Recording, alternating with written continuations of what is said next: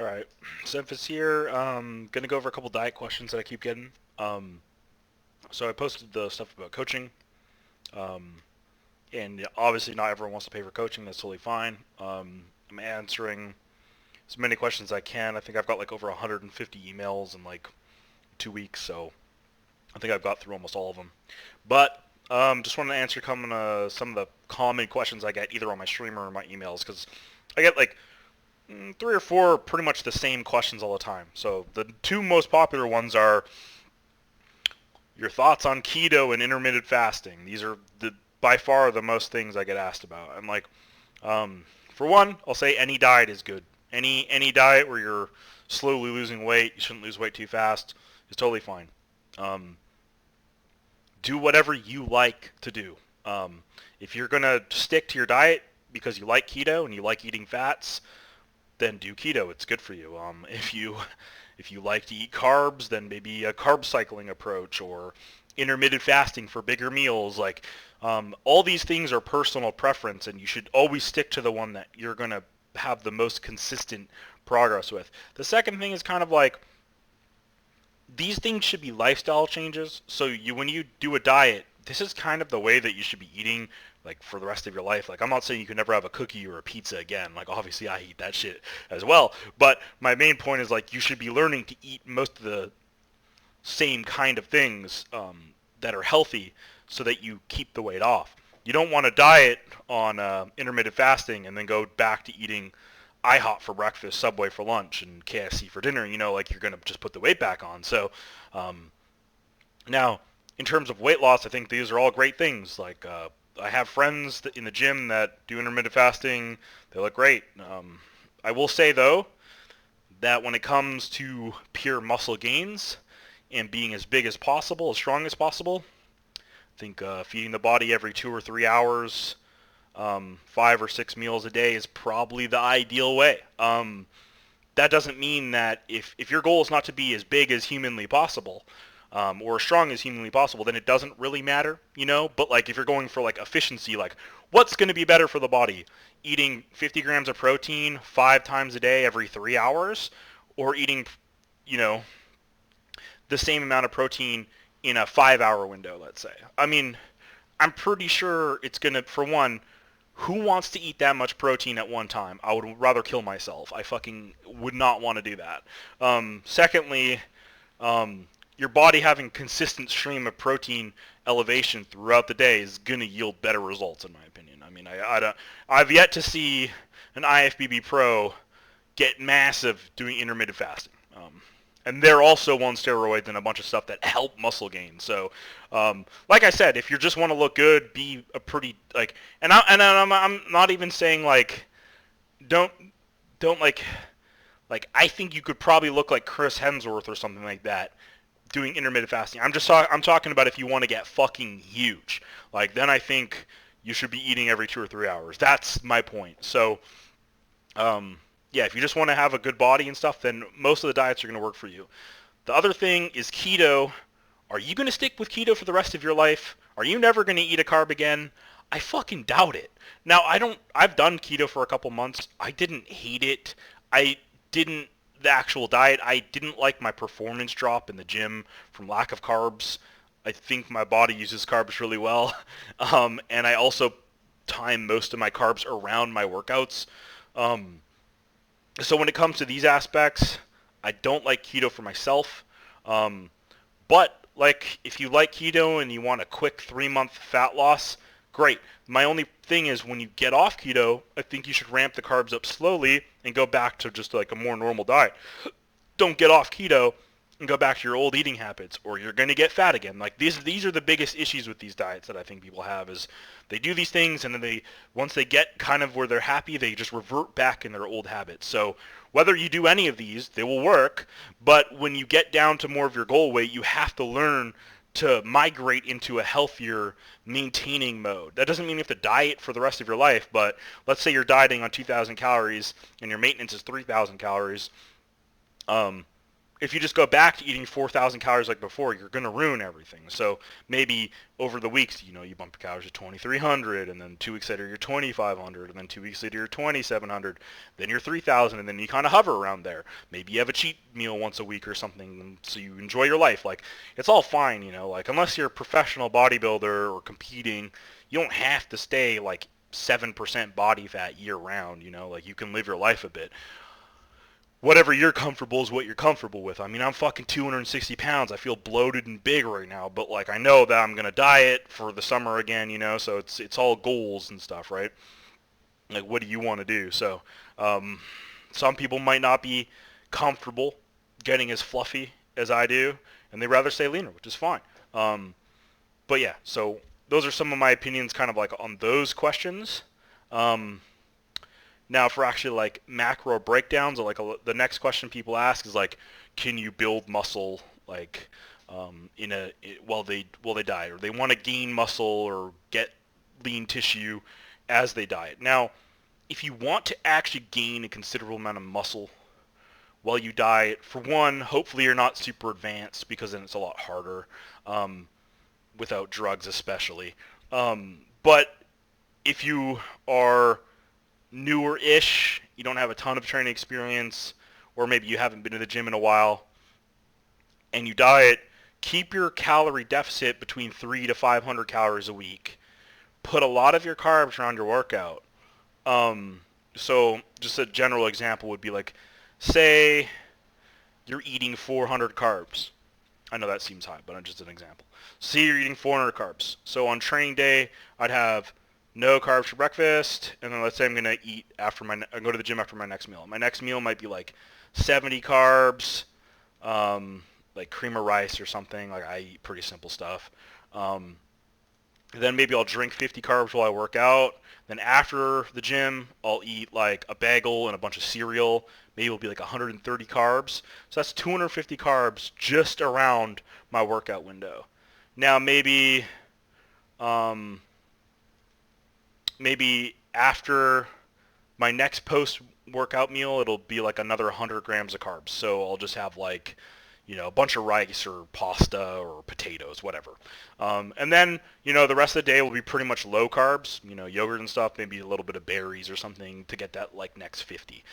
But the big carb intensive loads are going to be, in those three-ish meals. The pre-workout meal, the post-workout meal, and the post-workout meal. I think those three are the most important to kind of hammer your carbs around. Now, if you're a really skinny guy trying to gain weight, you can put carbs at every meal, that's fine. But for most people that aren't naturally super lean, they're not naturally really good at utilizing carbs, especially if you used to be fat, I would keep the carbs timed kind of around the workout. This is going to help you stay leaner even when you're bulking. And then on your rest days, I would cut those carbs by like 20, 30%. I mean, it depends on the individual, but, if you cut it 30%, you're looking at, maybe you eat 250 to 300 carbs on your rest days. So you're down 100, 150 carbs. That's going to let you shed a little bit of water, and if you want to replace the calories that you've lost, like say you want those calories, say you eat the same amount of calories every day, and you're like, oh, well, Semphis, I don't want to drop my calories too much. So you can replace the carbs you cut out with fats if you want. I would just delete the carbs and leave everything the same if you're dieting personally, and just try to load myself with more calories on the training days. But like say you're bulking and you're trying to put on weight, then maybe just cut the carbs and add in more fats. That when you cycle carbs, you don't have to go to zero. Like a lot of people think like, oh, I got to have a 0 day, a day with 50, a day with 150, then like 500, 600, and then back to zero. Like you don't have to do that. Like you can still carb cycle with like medium carbs all the time. When I dieted and I got really fucking lean, I was like 219 pounds. I think my rest days got down to like 160 carbs, but on training days I was always above 300. So on the workout days I always had a decent amount of fuel, because you have to think like if you're sitting there just on 50 grams of carbs, like if you're competing, okay, and you're trying to get fucking 5% body fat, I get it. Like the rules change a bit. You're gonna have days where you're at 50 carbs and stuff, but just generally if you're dieting, like your performance in the gym matters, right? So if you go in for a leg session and I have 150 carbs in my body, and our calories are the same, and you have 50 carbs for the total day in you for that day, who's having the better leg workout? I am. I'm going to have the better leg workout because I'm fueled, and I can train harder for longer, put in more effort, and maybe even increase my lifts a little bit, whereas you're going to be just hoping that the session is over. Like, because I've done it before. I know what it's like being on low carbs. You go in and you just can't wait to leave. Not because you hate the gym, but because your sessions suck so much because of the fucking lack of energy. You basically rely on pre-workout and caffeine and stuff. So when I dieted properly with my coach, we always carb cycled me, and I actually felt like I got stronger in some lifts. Shoulders got a little bit bigger, arms a little bit bigger, although my arms are really not my strong point. My legs didn't grow that much. My traps didn't grow that much. I mean, any strong point I don't think is going to grow a ton while you diet. Like if it's close to its genetic potential. I think my legs are pretty much maxed out without like really trying to grow them with a ton of food and stuff and maybe training my training style. But I'm not really worried about my legs getting bigger. I'd rather get my shoulders and my chest and my arms bigger, to be honest. So when it comes to that kind of stuff, it's always like, I wouldn't expect everything to grow like crazy in a deficit, but you should be able to look better. And if you do that, so if you diet properly, like say you carb cycle and you don't cut your calories too low, so say you lose weight from 200 to 180, I guarantee you look better than the other guy that just does cardio and goes from 200 to 180, because you'll probably gain a little bit of muscle. It might take you a little bit longer. He might beat you to 180 if that was your goal,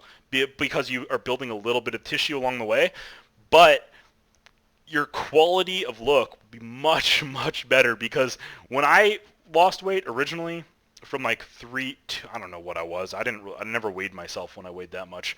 I was like maybe 280, maybe 300. I don't think so, but like lowest that I think I was is 265. That would be the bare minimum, but I was probably in that 280 range. I just did cardio, and I just ate too low of calories, and I didn't go to the gym. I did some push-ups, sit-ups, whatever, but I didn't really train. So when I got to my weight of like 165, I was like, I was just skinny as hell, like the Joker in the new movie. The Joker in the Joker. This kind of sounds weird to say. And I was just like so skinny. Like I was happy because my confidence is up. You've lost weight, your face looks better. The number one thing that is going to look better is your face when you get leaner, 100%. So if that's all you care about, and just wearing like trendy clothes, all you really need to be is skinny. You don't really need to get jacked to get girls. You don't need all that shit. Most of the time, just being in like decent shape and having a good face is good. If you're really ugly, you may want to try to compensate in other ways. Personality, maybe put on some muscle and get a sick body. I don't know. But, be realistic with yourself. Now, I got to that weight and I wasn't that happy just because I felt so small and weak. Like, not like, oh my God, I'm a bitch or something, but like, I'm used to being 280 pounds. So I'm used to walking around and being like a bigger guy. And when I was 165, I just felt like worse from it, I guess. I don't know how to explain it really, but I wanted to be bigger. I didn't necessarily want to be as big as I am now, but I started strength training, and weird thing, but when you bench more weight, your chest gets bigger. Who would have thought? So, yeah, so that's basically just like a couple points that I would make with that kind of stuff, is try not to assume that you're going to get the body you want right away, because it's probably going to take a couple years, realistically. Like, even if you want to look like Chris Hemsworth or whatever, it's still going to take you a while to get there. You're not just going to diet off and look like him. Like, you're going to have to diet, put on some muscle, maybe do a little bulk or eat at maintenance for a while, whatever philosophy you believe in. Diet again. It's going to take you a while. You don't just fucking boom, snap there. Unless you have really good genetics or something, like, it takes a while and a lot of effort, right? And most stuff in fitness is like, it's years of work. It's not just a year of work or 6 months of work. Like, even dudes that are like, oh my God, he took testosterone and steroids and growth hormone and trend. It doesn't matter unless he had a really fucking good base to start. It's still gonna take a dude a while on all the gear in the world to look good. Like, if you weigh 160 pounds and you're 6 feet tall and you take a bunch of gear and you work out, you'll look bigger, you'll look better, you'll gain more muscle, but you're still not going to look like an IFB pro for like another couple years of using gear. You know what I mean? Like, that's with help. So be realistic with yourself. Most of the people that you see on Instagram and shit are fucking lying to you. They're not natural. I'm not saying that none of them exist, but most of them aren't. They're either using SARM, steroids, or some other fucking concoction of bullshit that isn't legal. Supplements don't help that much, the legal ones that you buy at the store. Like creatine, sure, it's going to work, it's going to help. It's not going to be the end-all be-all. You'll probably gain the same amount of muscle if you took it or you didn't. Protein powders are useful just to have on hand. I like them. If you're eating a lot of protein and you're eating 4 solid meals of chicken, steak, eggs, I don't think having a shake or 2 a day is hurting anything. If you're relying purely on shakes, I think that isn't ideal. But again, you know, calories are calories, right? So I would try to eat as much real food as you can. Sort of this turning a little bit of a rant. And then another thing is training philosophies. How hard do you work in the gym? If you go into the gym and you don't work hard, why are your muscles going to grow? You're going to get free gains for 3 to 6 months. You can probably go in and curl and put in 0 effort. Your arm's going to get bigger. You're going to get a bit stronger.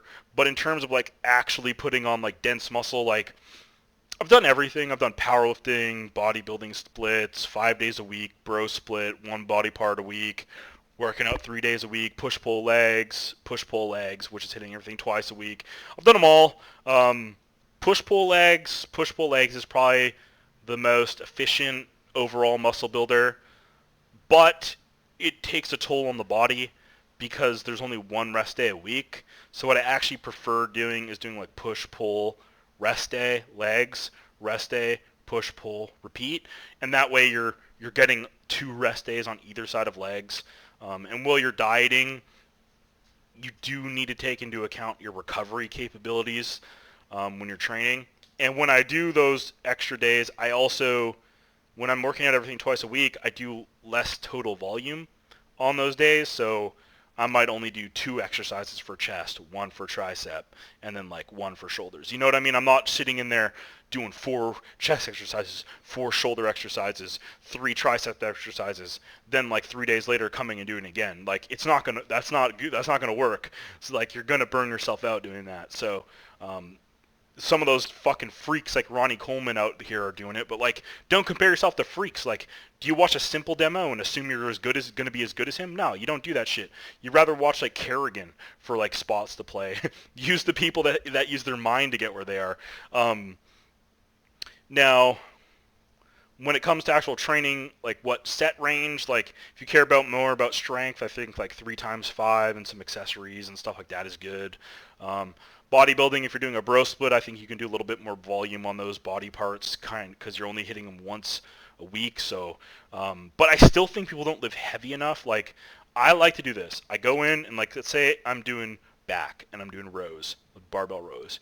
I'll work up to 1 heavy set of 8. So I'll do like 135 for 8, 225 for 8, 315 for 8, 365 for 8, 405 for 6. Bam, I'm done. Rows are done.